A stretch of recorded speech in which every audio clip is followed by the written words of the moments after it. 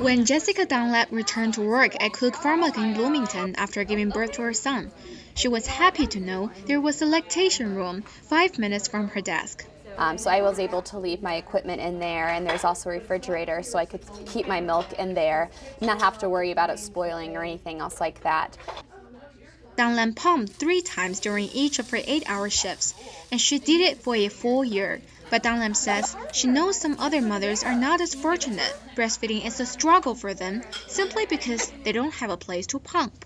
They would have employees or their managers kind of, roll their eyes and be like, well, when I was a mom, we used formula. Why can't you just use formula?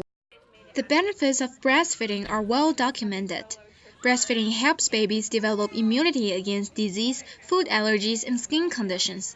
Major medical organizations such as the American Academy of Pediatrics recommend mothers exclusively breastfeed their babies for the first 6 months and continue to supplement with breast milk for at least 1 year.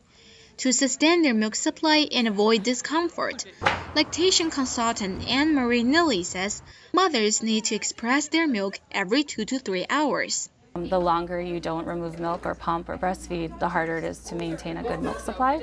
So I think, the worst outcome is that she quits before she's ready because she just doesn't have the time to pump, or she gets plug ducts or mastitis, which is a breast infection, because she doesn't have regular milk removal.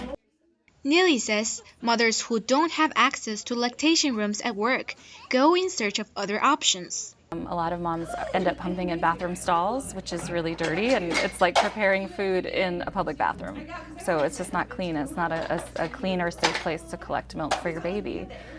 Indiana's breastfeeding law requires all employers who have more than 25 employees to provide a room where an employee can express breast milk in private. The room cannot be a bathroom stall, and it is required to be within a certain proximity of the mother's workspace. Neely says there's no penalty for not following the law, but if a woman is being discriminated against by not being allowed to pump, she can file a complaint with the Department of Labor. But most of the time, if an employer gets good information and education about why it's important to support a mom in the workplace, they usually are willing to do it. They just don't know why they should. Research shows providing a lactation room is not only highly desired by breastfeeding employees, it can also benefit the business by saving money on healthcare and employee expenses. Marsha Lovejoy is the spokesperson for Cook Medical, where Jessica Dunlap used to work. Healthy employees are working employees, and also breastfed babies tend to have less sick days. So if your baby is out sick from daycare, you have to be out of work. If you have a healthy baby, less sick days, more time at work. Indiana's law leaves a lot of room for interpretation. For example, the law requires lactation rooms to be close to working area, but it doesn't stipulate how close they should be. The Cook Medical headquarters has 5 lactation rooms for more than 2,000 employees. Indiana University, by comparison, has 11 lactation rooms on its Bloomington campus for more than 45,000 students. Shanna Shin Grimm is a PhD student at IU, studying informatics and computer science. After she had her little boy, she found it almost impossible to pump on campus.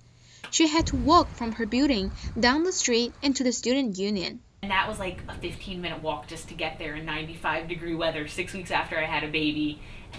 Then you've got your valves and your membranes. Grimm says the whole process, walking, getting everything set up, pumping, cleaning up, and walking back, took about an hour, and she had to do it twice a day. And then when I actually got into the room and closed the door, you could hear like all of the undergraduates and all of their parents who were buying books in the bookstore and who were like shouting about buying coffee and stuff, and the room was just so loud and stressful that I couldn't pump. If you're really stressed out, like if someone walked in on you on accident, your milk supply can just cut off, and a lot of people don't realize that. Within the first couple of weeks, Grimm says she gave up on IU's lactation rooms. I ended up a lot of times leaving during the day and giving up my parking spot, and I would try to go home and pump there because I'd be so stressed out, feeling like, well, I don't have anywhere else to pump. Indiana University spokesman Mark Land says there are probably more lactation rooms than the 11 official ones, because individual building managers can create more spaces as necessary. But Neely says few mothers are really aware of the options that are available. I think that it would be great if there was some outreach done to students and faculty and employees if they're going to be on maternity leave, so that they, when they come back to campus, they know where to go to get that information. Green, meanwhile, has stopped breastfeeding, but says her decision was based on other health considerations. Victory.